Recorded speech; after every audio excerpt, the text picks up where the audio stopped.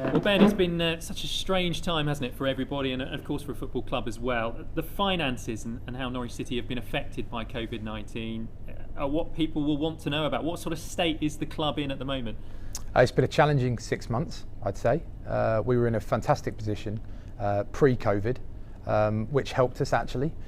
But the income just dried up as a result of COVID, and since then we've had a £12 million sort of deficit that we now have to deal with as a club, and that continues, and it rolls on every month that we don't have revenue coming into the football club. So it's certainly a challenging environment to work with, but what we have got is football's king here, and we need to have a playing budget that's basically going to work in the Championship for Stuart and Daniel. So we're prioritising that, and we're doing everything we can off the pitch to focus our efforts on making sure that we've got a competitive budget to work with.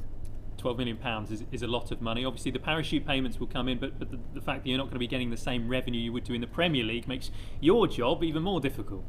Yeah, it's difficult, but equally we've got a fantastic team behind the scenes that are all pulling in the right direction. We've had to make some big decisions around furloughing that's helped. We've also made some real efficiency changes in the business, which I think has been really important. We've seen some fantastic growth actually in certain areas.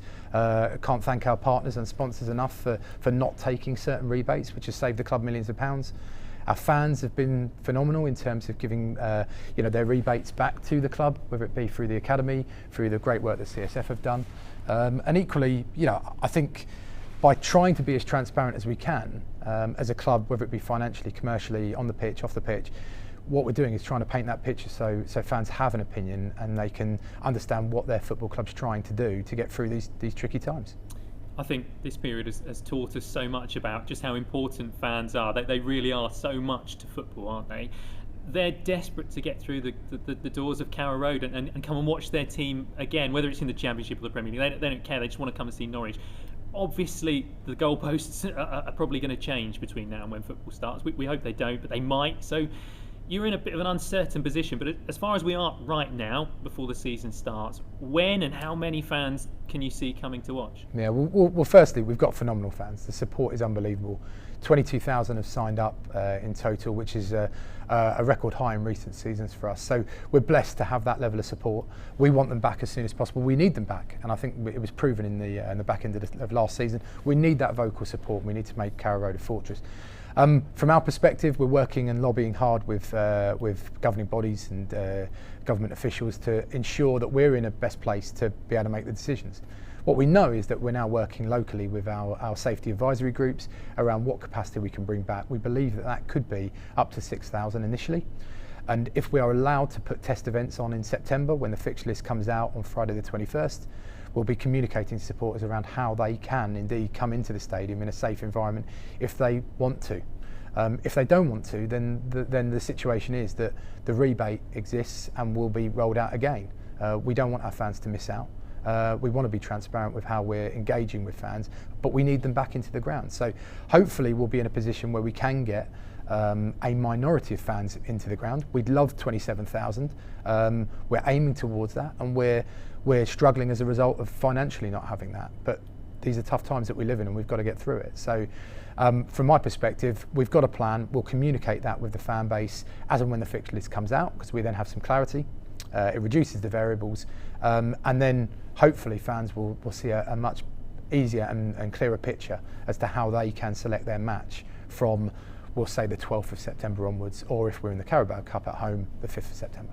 Yeah, I'm sure a lot of people will have just heard 6,000. Well, that's not very many, but you're trying to make it as fair as possible that over the first 3 or 4 games of the season, everyone will get the opportunity, starting with season ticket holders, to be able to come and see some football. Yeah, absolutely.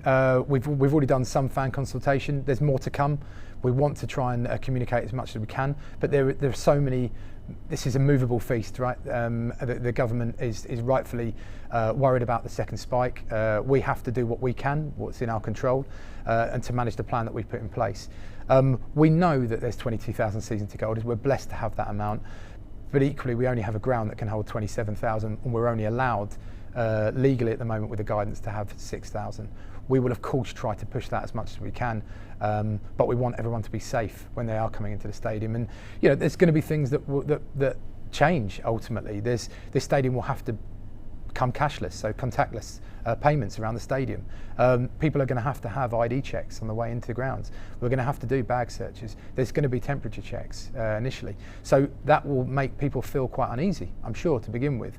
But that's commonplace now in the society that we live in with what's happened. So we have to almost adapt our way of running the football club and operating and running match days accordingly.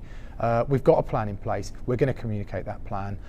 We need the fixture list to come out first. That comes out next Friday. So hopefully then by the following week, people will understand what options they've got around whether they can or can't attend.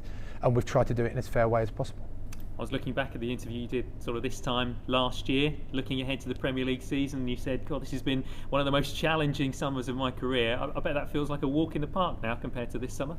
Yeah. A summer's 6 months long at the moment. So no, it's been really challenging. There are so many different entities to the football club, and there's also the welfare of staff and fans. And look, I think we've done the best job that we could have in leading the football club. That's myself, Zoe and Stuart. But look, we're not perfect, and we're never going to be perfect in trying to tackle something that's unprecedented. So, look, there's been some great work, what I would say, over the season. We haven't sort of just sat and rested on our laurels. There's been some work done in the Regency, in the upper Regency and lower on toilet facilities that came from fan feedback that we had. So we've done a lot of work to that. There's some exciting news on nets, different coloured nets. So bringing a bit of nostalgia back.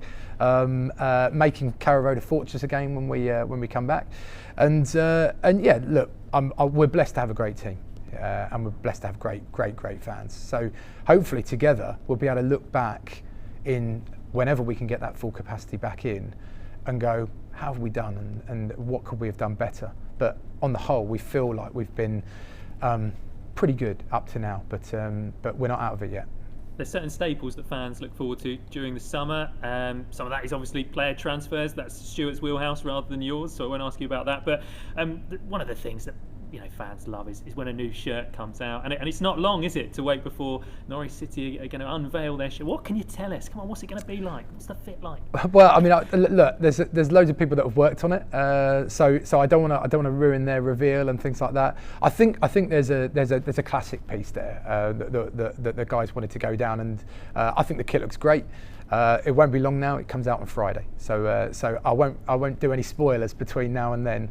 I've promised them I wouldn't do any spoilers between now and then, so I certainly won't. But no, look, I hope the fans receive it well. It always marks the start of a new season, and I think 22,000 supporters that we've got, season ticket holders, new kit. Everything is about moving forward in a positive mindset and frame, because we need that. We need everyone to be stronger than they've ever been, in which is going to be a really tricky kind of championship campaign for us. So we're all in it together, right? Yeah. Just finally then, what are you most looking forward to about that first ball being kicked? Because matters on the pitch last season were very tough for Norwich City. Fans felt it. They couldn't even be there. There's been some real testing times as a fan, as a CEO, everybody. But what are you looking forward to getting underway the most? Do you know what? For me, it would be fantastic to have fans back into the stadium. I think that will be a real moment for so many people and so many departments that have been trying to work on that. For me, I've been most impressed with the unity that we've got internally at the club. There is such togetherness over at Colney, here at Carrow Road, amongst all of the different departments trying to pull in the same direction. I think that is stronger than any kind of individual player that one can sign or have or have in their ranks. For me, that togetherness is the reason that we had such a successful campaign last time in the Championship, and why we'll have another successful campaign if we can. And I think Stuart believes in that, Zoe believes in that, I believe in that massively. And I'd like to think that everyone pulling in the same direction, fans, supporters, partners, commercial kind of investors, whoever it might be, ultimately that's the thing, that momentum that we can create from day one, and we'll do that. 12 million figure first and foremost. How urgently, I guess, as a club, do you need to fill that, and what methods will you use to go about filling that in the future? Yeah, well obviously the parachute payment helps massively, but actually it's almost a view on the finances as a holistic view over 3 years. That's how you challenge a hole like that. It's not just through player trading. What you have to remember is that the club has club controlled income that we can actually grow. And we have done that very successfully since I've been at the football club especially. We can also be more efficient. there is an element of player trading, but there's also an element of being flexible and creative with the parachute payments and how we can get bridges effectively that help us to fill that gap. I think that's key, and we've got some very talented people at the club that can work around how we can fill that type of gap, but it's significant, and that's why it's been challenging for us. Is because, as a self-finance club, we have to do things so much differently to other clubs. We're not dependent on that owner investing into the club because, quite frankly, they don't need to. We can prove that we can run it sustainably in a self-finance way. So we'll continue along that vein, but we have to be more creative and we have to work harder, and we're prepared to do that, and we have been doing that. How frustrating is it for you? Obviously this is an unprecedented event, but given that the club was in such a healthy financial position, to suddenly find themselves again, like they did a few years ago, with a financial hole that needs to be filled. On your part, that must be incredibly frustrating after the work you've done. Yeah, it's frustrating, but actually out of something like that comes some real green shoots of positivity. I said a little earlier around the partnerships that we've generated, the sponsors. They could have effectively taken a rebate of millions of pounds collectively. They didn't. I mean, that shows the strength of the work that's been done over the last 5-6 years throughout the whole portfolio that we've got. The fan base reacted positively. Yeah, okay, we communicated clearly and concisely around what the rebate process was. There was over 10% of them that gave money to either the academy, and then another further 10% that gave money to CSF that is doing fantastic work in our community. So I think you can look at the negatives, but you can also try and draw positives out of the situation, and that's what we're trying to do. It's not ideal, of course. Would we be in a financially stronger position? Yes, but quite frankly, we can do nothing about that. Nothing is to blame, and people's health is more important than anything else. This club needs to be self-financed and self-sustainable for many, many years to come. So that's our aim. We're just custodians. So that's our job, to try and put it in the perfect position that it can be while we're here. You mentioned the supporters there. There are some supporters who perhaps have been left wondering why direct debits have been taken out in regards to season tickets, when particularly in the early part of the season there's no guarantee that they'll be able to attend. Just from your perspective, what was the sort of rationale behind that? Yeah, sure. I mean, it's cash flow. We're a self-finance club, and our season ticket base being 22,000 is phenomenal. But that also brings with it a phenomenal amount of cash flow money coming into the club on a monthly basis. And we talk about lifeblood, and we talk about 12 million and costs not going down, costs maintaining where they are, and income just dropping. You need to retain your income streams that do keep the club afloat. And quite frankly, the season ticket income that we have is one of our largest levers that we can pull on. So we're incredibly thankful. But also, every supporter that has pledged their commitment and their support for next season that we're coming into, they've helped actually, keep the club in a self-financed manner. And I think it's such an amazing model. It's such a phenomenal club that we have here with the support that we've got, that actually they can play such an amazing part in being part of a self-financed club. I think that's incredible. And just on the sports, you outlined sort of the plans to get fans back, but will there be a chance for fans to go sit together with friends and family and in bubbles and stuff like that? Yeah, sure, we're working on it. I think the friends and family element to our ticketing system is really important. So what I'd encourage is that when we write to fans straight after the fixture list release next Friday, that actually we educate them on how do you link your friends, family to your individual account online to ensure that you can book via a bubble when the fixtures do come out. But I think the most important part about the plan that we're going to introduce is that all of the games in September, if we class them as test events, ultimately we can go online or they become bookable effectively from the sales window onwards, and then people have that option. So if they miss out on, let's say, Reading on the first game of the season, they will get Swansea later on in the month, because we'll have enough capacity to deliver for the 22,000 season ticket holders that we have. And there'll also be sort of processes in place for those supporters who can't go, say if they're shielding or if for some reason they feel uneasy about attending. Yeah, absolutely. And we've always said we want to bring as many people back to Carrow Road as soon as it's safe to do so. And that doesn't necessarily mean just by the guidance, that means by their own personal preference as well. No, a rebate will be in place for them. And we're also looking at a streaming opportunity with the EFL through iFollow that might mean that people can actually watch home and away the matches that start to kick off in September, and we'd love to offer that complimentary to fans via the membership scheme or via the season ticket campaign that we've done. So we'd love to do that. We haven't got authority to do that yet, but we're working on it. And once again, everything that we're trying to do is delivering for them fans that have been so great in keeping their kind of commitment and their finances with the club. And in terms of the furlough staff you mentioned earlier, what's the plan with them now? We've seen Arsenal obviously go down the route of redundancies. Is that a route that, as a club, you're going to be forced to go down, or is it going to be that you retain those staff?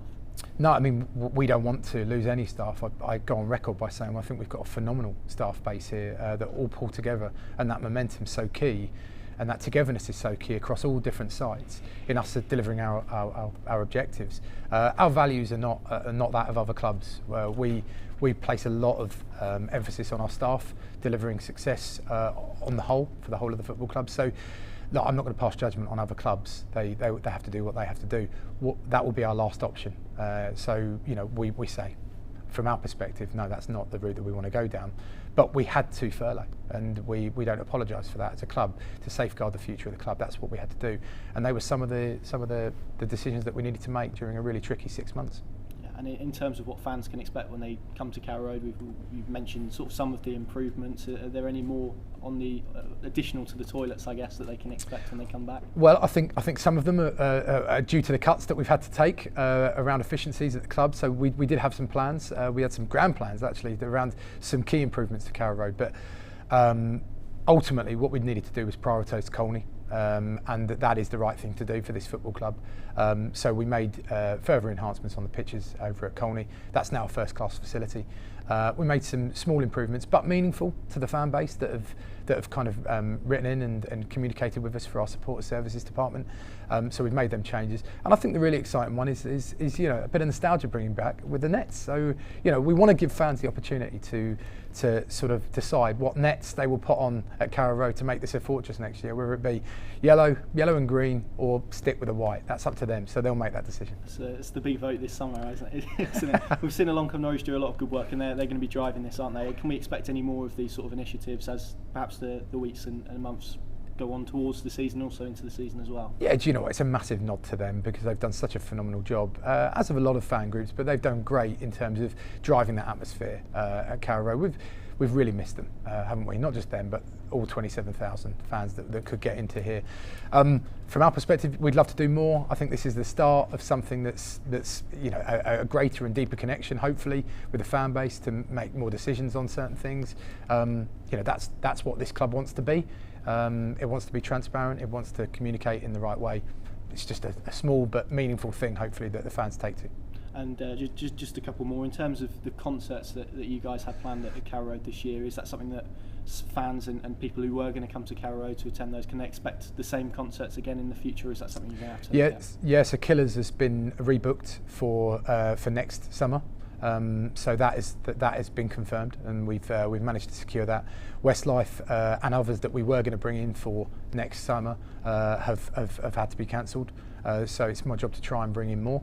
But ultimately, it's more around the loss of income that we didn't receive that was forecasted around them concerts. Look, this is a concert venue in my eyes, so we've proven it over the last few years. So we need to extract as much revenue and income as we can from the stadium, and that's what we'll plan to do. So we've got one next year, and that's Killers. And just finally for me, what's it been like to lead a football club through this period? It's been strange, I think, for everyone, hasn't it? But to have to lead a business, a football club through it, what's it been like from your perspective? Yeah, very challenging, I guess. Yeah, challenging, but we've learnt loads about each other. We've learnt about resilience. I think it's a key word for us. It's not just me that leads it. There's a load of people that I class as leaders in our business, and Stuart and Zoe alongside me. I think we've been really proud of the efforts of the team. We've been really proud of the efforts of the supporters and everyone really involved. It's a beautiful part of the world, Norfolk, actually, and it makes you appreciate it a lot more when things like this happen. Certainly makes me appreciate the team that we have that work for us, and long may that continue.